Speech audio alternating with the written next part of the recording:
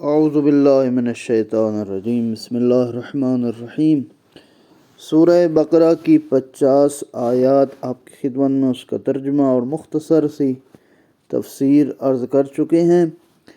اور یہاں تک بات پہنچی تھی کہ وہ وقت بھی یاد کرو کہ جب ہم نے تمہارے لیے سمندر کو شق کیا، پھر تمہیں نجات دی اور تمہاری نگاہوں کے سامنے فرعونیوں کو غرق کر دیا۔ حضرت موسیٰ اور ان کی قوم کا تذکرہ ہو رہا ہے۔ قرآن نے مختلف قصوں کو اور انبیاء کے قصے اور ان کی امتوں کے بارے میں تذکرہ کرتے ہوئے امت رسول اللہ یعنی امت محمدیہ کو سمجھانا چاہا کہ جیسے پہلی امتیں کرتی رہی ہیں ان کے ساتھ ہم نے کیا کیا ہے، تم وہ کام مت کیجیے گا کہ عذاب صرف اس امت کے ساتھ خاص نہیں ہے۔ اگرچہ ہو سکتا ہے وقت نہ ہو، لیکن عذاب الہی کسی امت کا لحاظ نہیں کرتا۔ وَإِذْ وَعَدْنَا مُوسَىٰ 40 لَيْلَةً ثُمَّ اتَّخَذْتُمُ الْعِجْلَ مِن بَعْدِهِ وَأَنْتُمْ ظَالِمُونَ ثُمَّ عَفَوْنَا عَنْكُم مِّن بَعْدِ ذَلِكَ لَعَلَّكُمْ تَشْكُرُونَ وَإِذْ آتَيْنَا مُوسَى الْكِتَابَ وَالْفُرْقَانَ لَعَلَّكُمْ تَهْتَدُونَ وَإِذْ قَالَ مُوسَى لِقَوْمِهِ يَا قَوْمِ إِنَّكُمْ ظَلَمْتُمْ أَنفُسَكُمْ بِاتِّخَاذِكُمُ الْعِجْلَ فَتُوبُوا إِلَىٰ بَارِئِكُمْ فَاقْتُلُوا أَنفُسَكُمْ ذَلِكُمْ خَيْرٌ لَكُمْ عِندَ بَارِئِكُمْ فَتَابَ عَلَيْكُمْ إِنَّهُ هُوَ التَّوَّابُ الرَّحِيمُ وَإِذْ قُلْتُمْ يَا مُوسَى لَن نُّؤْمِنَ لَكَ حَتَّىٰ نَرَى اللَّهَ جَهْرَةً فَأَخَذَتْكُمُ الصَّاعِقَةُ وَأَنْتُمْ تَنظُرُونَ۔ ذات پروردگار ارشاد فرما رہا ہے، اور جب ہم نے موسیٰ سے 40 راتوں کا وعدہ کیا تھا، پھر اس کے بعد تم نے گسالہ کو کس کی وجہ سے؟ پرستش کی خاطر، اور تم ظالم بن گئے۔ پرستش کی خاطر اس کو اختیار کیا اور پھر تم ظالم بن گئے، اور پھر اس کے بعد ہم نے تمہیں معاف کر دیا کہ شاید تم شکر گزار بن جائے۔ اور وہ وقت بھی یاد کرو جب ہم نے موسیٰ کو تورات، کتاب اور فرقان یعنی حق و باطل کے درمیان امتیاز کرنے والا قانون عطا کیا تاکہ تم ہدایت حاصل کرو۔ اور اسی طرح جب موسیٰ نے اپنی قوم سے کہا، اے میری قوم، تم نے گسالہ اختیار کر کے یقیناً اپنے آپ پر ظلم کیا ہے، بس اپنے خالق کی بارگاہ میں توبہ کرو اور اپنے لوگوں کو قتل کرو، اور تمہارے لیے خالق کے نزدیک تمہارے حق میں یہی بہتر ہے۔ پھر اس نے تمہاری توبہ قبول کر لی، بے شک وہ خوب توبہ قبول کرنے والا مہربان ہے۔ اس میں ایک تھوڑا سا وضاحت کرنا چاہتا ہوں، جو تفسیری نقطہ ہے کہ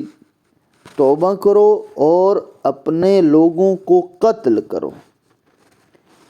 کہ یہ اپنے لوگوں کو قتل کرنے سے کیا مراد ہے؟ یعنی ذات پروردگار کیسے کہہ رہا ہے کہ تم ایک دوسرے کو یا اپنوں کو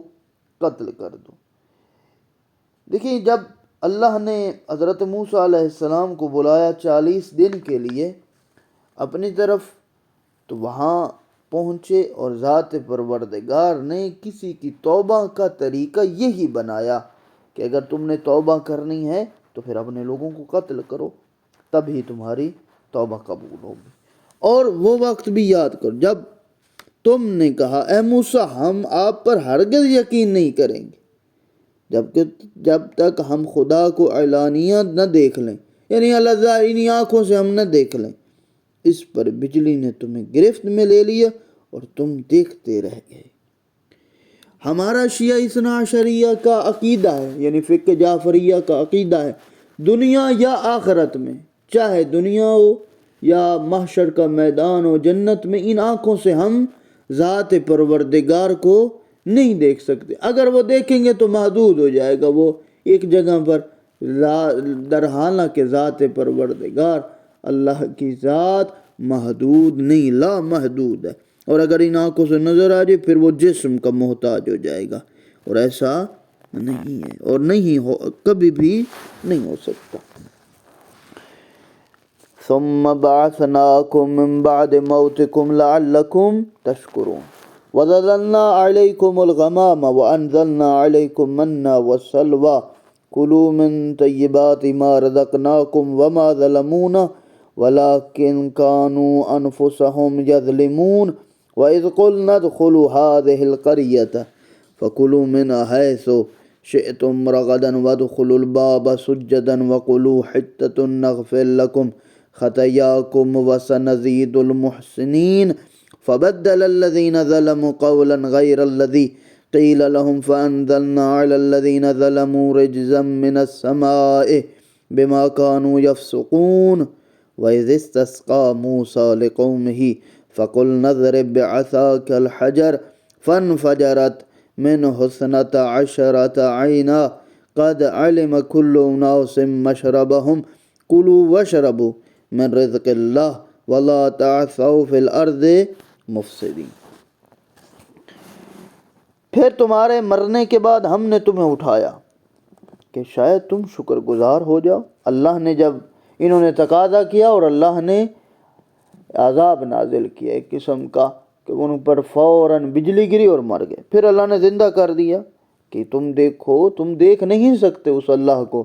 تم مر گئے ہو، اب تو شکر گزار ہو جاؤ، اب تم معافی مانگو، ہم نے تمہارے اوپر بادل کا سایہ کیا۔ اب اللہ نعمتیں گنوا رہا ہے کہ حضرت موسیٰ کی قوم پر، یہ بڑی لاڈلی قوم تھی، ذات پروردگار سے یا حضرت موسیٰ علیہ السلام کو مختلف قسم کے تقاضے کرتی تھی۔ ہم نے تمہارے اوپر بادل کا سایہ کیا، تم پر من و سلوہ اتارا، آسمان سے کھانا دسترخوان آتا، ان پاکیزہ چیزوں میں سے کھاؤ جو ہم نے تمہیں عنایت کی، اور وہ ہم پر نہیں بلکہ خود اپنی ہی جانوں پر ظلم کرتے تھے۔ یعنی اللہ نے ایک قسم کا کھانا دیا تھا جو خاص ہی اس قوم کے لیے تھا، اور وہ وقت بھی یاد کرو جب ہم نے کہا اس بستی سے میں داخل ہو جاؤ اور فراوانی کے ساتھ جہاں سے چاہو کھاؤ، اور شہر کے دروازے میں سجدے کرتے ہوئے داخل ہو جاؤ اور کہو اللہ سے دعا کرتے ہو گناہوں کو بخش دے تو ہم تمہارے گناہ بخش دیں گے اور ہم نیکوکاروں کو زیادہ ہی عطا کریں گے۔ یعنی اللہ کہنا چاہ رہا ہے کہ جب تم اپنے گناہ کی معافی مانگے گے، شرمندہ ہوگے، تو میں ذات پروردگار گناہ بھی معاف کروں گا اور تمہیں زیادہ بھی عطا کروں گا۔ مگر ظالموں نے اس قول کو جس کا انہیں کہا گیا تھا دوسرے قول سے بدل دیا، تو ہم نے ظالموں پر آسمان سے عذاب نازل کیا کیونکہ وہ نافرمانی کرتے رہتے تھے۔ یعنی جب اللہ نے ان کو کہا کہ تم نے کیا کرنا ہے، یہ کرنا ہے کہ سجدے کرتے ہوئے داخل ہونا ہے اور توبہ کرنی ہے، یہ جملات کہنے انہوں نے نہیں کہے اور اللہ نے عذاب نازل کر دیا ان پر۔ اور جب موسیٰ نے اپنی قوم کے لیے پانی طلب کیا، کہا میرے اللہ صحرا ہے، مشکل وقت ہے، پانی چاہیے، تو ہم نے کہا اپنا عصا پتھر پر مارے، پس پتھر پر عصا مارنے کے نتیجے میں اس میں سے 12 چشمے پھوٹ نکلے۔ ہر گروہ کو اپنے گھاٹ کا علم ہو گیا، قوم تھی، قبیلے تھے، اتنے کافی سارے تھے، تو ہر ایک کو کہا گیا تمہاری یہ گھاٹ ہے، یہ قبیلہ ہے، یہ چشمہ ہے، جاؤ اللہ کے رزق کھاؤ اور پیو اور ملک میں فساد پھیلاتے مت پھرو۔ اللہ بار بار کہے گا ظلم نہ کرو، گناہ نہ کرو، فساد مت پھیلاؤ۔ یہ چیزیں تمہارے لیے زیب نہیں دیتی کہ انسان اللہ کا رزق بھی کھاتا رہے اور پھر وہ ذات پروردگار کی نافرمانی بھی کرتا رہے۔ وَإِذْ قُلْتُمْ يَا مُوسَىٰ لَن نَّصْبِرَ عَلَىٰ طَعَامٍ وَاحِدٍ فَادْعُ لَنَا رَبَّكَ يُخْرِجْ لَنَا مِمَّا تُنبِتُ الْأَرْضُ مِن بَقْلِهَا وَقِثَّائِهَا وَفُومِهَا وَعَدَسِهَا وَبَصَلِهَا قَالَ أَتَسْتَبْدِلُونَ الَّذِي هُوَ أَدْنَىٰ بِالَّذِي هُوَ خَيْرٌ اهْبِطُوا مِصْرًا فَإِنَّ لَكُم مَّا سَأَلْتُمْ ضُرِبَتْ عَلَيْهِمُ الذِّلَّةُ وَالْمَسْكَنَةُ وَبَاءُوا بِغَضَبٍ من اللہ ذالک بأنہم کانوا یکفرون بآیات اللہ ویقتلون النبیین بغیر الحق ذالک بما عصوا وکانوا یعتدون۔ اب اللہ نے فرمایا ان الذین آمنوا والذین ہادوا والنصارى والصابئین من آمن باللہ والیوم الآخر وعمل صالحا فلہم اجرہم عند ربہم ولا خوف علیہم ولا هم يحزنون وَإِذْ أَخَذْنَا مِيثَاقَكُمْ وَرَفَعْنَا فَوْقَكُمُ الطُّورَ خُذُوا مَا آتَيْنَاكُمْ بِقُوَّةٍ وَاذْكُرُوا مَا فِيهِ لَعَلَّكُمْ تَتَّقُونَ ثُمَّ تَوَلَّيْتُم مِّن بَعْدِ ذَلِكَ فَلَوْلَا فَضْلُ اللَّهِ عَلَيْكُمْ وَرَحْمَتُهُ لَكُنتُم مِّنَ الْخَاسِرِينَ وَلَقَدْ عَلِمْتُمُ الَّذِينَ اعْتَدُوا مِنكُمْ فِي السَّبْتِ فَقُلْنَا لَهُمْ كُونُوا قِرَدَةً خَاسِئِينَ۔ اب اللہ نے جب انہوں نے تقاضا کیا کہ اے میرے اللہ کہ وہ من و سلوہ آیا، اور اللہ نے پھر کہا کہ انہوں نے پانی مانگا، پانی عطا کیا، پانی عطا کرنے کے بعد اور جب تم نے کہا کہ کیا اے موسیٰ ہم ایک ہی قسم کے طعام پر ہرگز صبر نہیں کر سکتے، بار بار من و سلوہ آ رہا ہے، ہم نہیں کھاتے، بس آپ اپنے رب سے کہیے کہ ہمارے لیے زمین سے اگنے والی چیزیں فراہم کر، جیسے ساگ، ککڑی، گیہوں، مسور اور پیاز۔ اللہ اکبر، کیسی امت تھی! اور حضرت موسیٰ کو جب وہ من و سلوہ آ رہا تھا، آسمان سے کھانے آ رہے تھے، اس کے بدلے میں یہ زمین کی چیزیں، یہ ساگ، مسور، پیاز کی چیزیں کھانی ہیں۔ موسیٰ نے کہا کیا ہو گیا تمہیں؟ کیا تم اعلیٰ کی جگہ ادنا چیز لینا چاہتے ہو؟ ایسا ہے تو کسی شہر میں اتر جاؤ، جو کچھ تم مانگتے ہو تمہیں مل جائے گی۔ اور ان پر ذلت اور محتاجی تھوپ دی گئی اور اللہ کے غضب میں مبتلا ہو گئے۔ ایسا اس لیے ہوا کہ وہ اللہ کی آیات کا انکار کرتے رہتے تھے۔ یعنی انکار ہے، حالانکہ اللہ دے رہا ہے اور کہتے میں نے نہیں یہ لینا۔ یہ تو ایک مثال ہے انسان کی زندگی کے لیے کہ اگر اللہ نے جس حال میں رکھا ہے، جو نعمت دی اس پہ شکر ادا کرنا چاہیے۔ یہ نہیں کہنا میرے اللہ یہ نعمت نہیں چاہیے جو دے دی ہے تم نے، مجھے وہ چاہیے، نہیں، اسی نعمت پر شکریہ ادا کرنا چاہیے۔ اور انبیاء کو ناحق قتل کرتے تھے۔ سب سے زیادہ جس امت نے یا جس قوم نے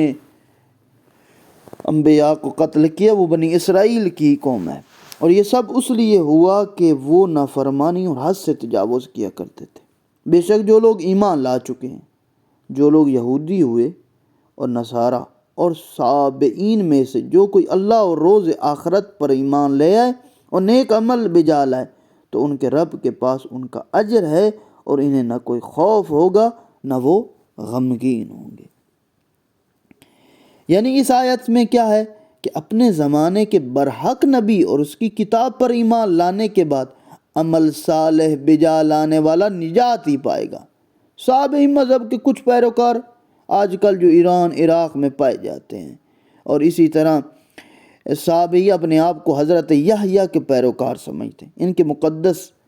کتابوں پر ایمان رکھتے ہیں اور یہ لوگ مانتے ہیں۔ تو اللہ یہی کہہ رہا ہے کہ اگر یہ لوگ یہودی، نصارہ اور صابئین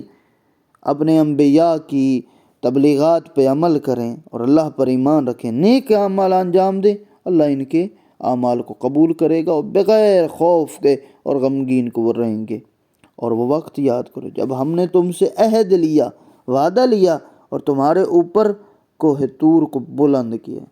اور تمہیں حکم دیا کہ جو کتاب ہم نے تمہیں دی ہے اسے پوری قوت سے پکڑ رکھو، جو کچھ اس میں موجود ہے اسے یاد رکھو، اس طرح شاید کہ تم بچ سکو۔ پھر اس کے بعد تم پلٹ گئے، اور اگر اللہ کا فضل اور اس کی رحمت تمہارے شامل حال نہ ہوتی تو تم گھاٹے میں ہوتے۔ اور تم اپنے ان لوگوں کو خوب جانتے ہو جنہوں نے سبت یعنی ہفتے کے بارے میں تجاوز کیا، ہفتے والے دن کا، تو ہم نے انہیں حکم دیا تھا ذلیل بندر بن جاؤ۔ سبت کہتے ہیں عربی میں ہفتے کا دن، یہود کے ہاں متبرک ایام میں سے ایک دن، عبادت کا دن۔ اس دن انہیں سیر و شکار، کام کاج کی ممانعت ہوتی تھی، جس کی وجہ سے مچھلیاں اور اس دن زیادہ مقدار میں سطح آب پہ آ جاتی۔ دریا پر بسنے والے مختلف ہیلے بہانوں سے اس دن مچھلیوں کا شکار کرنا شروع کر دیتے تھے، حالانکہ اللہ نے منع کیا تھا، تو اللہ نے انہیں مسخ کر دیا۔ یعنی حرام جانور بن گئے، بندر بن گئے۔